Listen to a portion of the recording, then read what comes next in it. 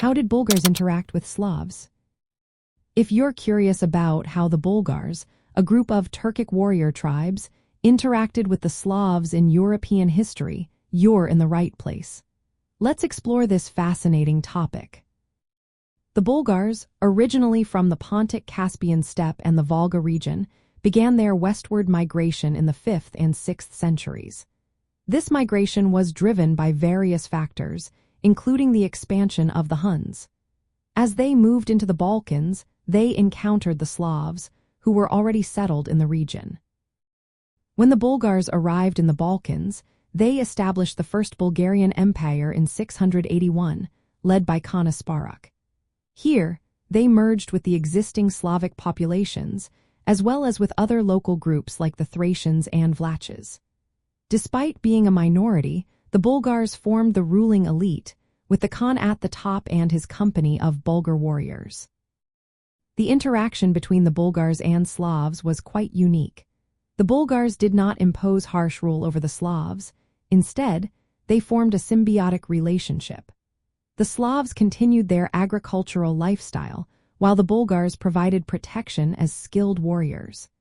This mutual benefit led to frequent marriages between the two groups, which helped in assimilating the Bulgars into the Slavic culture. Over time, the Slavic population began to form their own elites, which gradually integrated into the Bulgar ruling class. The Bulgars adopted the sedentary lifestyle of the Slavs, moving from nomadic yurts to sunken-featured buildings of rectangular plan. This transition is evident in the archaeological findings, where Bulgar and Slavic settlements are often indistinguishable except for the type of spiritual cemeteries. The Bulgars also subjugated several Slavic tribes, known as the Seven Slavic Tribes, but they allowed these tribes to maintain their organizational structure and paid tribute to the Bulgar rulers. This arrangement worked in favor of both groups, as the Slavs were liberated from Byzantine taxation, and the Bulgars gained a stable and productive population. In the First Bulgarian Empire, the capital, Pliska, was initially a Slavic village that became the center of the Bulgar court.